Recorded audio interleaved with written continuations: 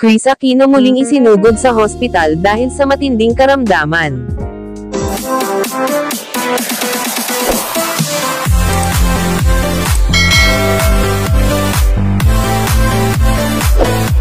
Isang nakakagulat na balita dahil sa isang revelasyon na inamin ng Queen of All Media na si Kris Aquino sa publiko tungkol sa kanyang health condition. Wala na akong panlaban sa kahit anong viral or bacterial infection. Muling nagbigay ng update ang award-winning TV host actress hinggil sa tunay na estado ng kanyang kalusugan pagkatapos sumailalim sa isang surgery kamakailan. Nag-post si Kris sa Instagram at ibinalita nga niya ang nangyari sa last medical procedure na kanyang pinagdaanan. Exactly 2 weeks ago, I had an ultrasound-guided PICC line insertion. The minimally invasive surgery was done in Makati Medical Center.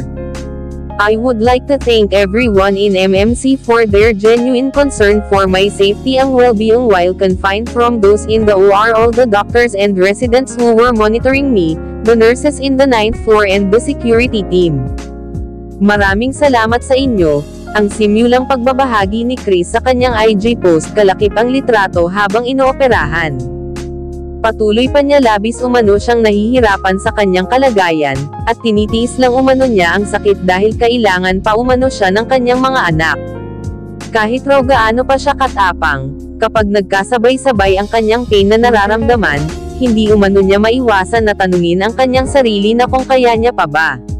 Samantala sa huling bahagi ng kanyang post, ibinahagi ng TV host na isa sa nagpapatatag at nagpapatapang sa kanya para patuloy na lumalaban ay ang kanyang pamilya at mga taong patuloy na nagmamahal sa kanya. Hiling ng aktres na sana magkaroon ng himala na siya ay gumaling na.